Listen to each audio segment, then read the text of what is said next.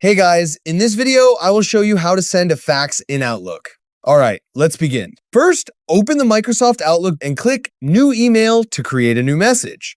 Before continuing, make sure you have an active online fax service that supports email to fax, since Outlook doesn't send faxes on its own. Next, in the To field, enter the recipient's fax number followed by the email address provided by your fax service. For example, many services use a format like fax number at faxsend.com. The exact address depends on the provider you're using, so check their instructions first.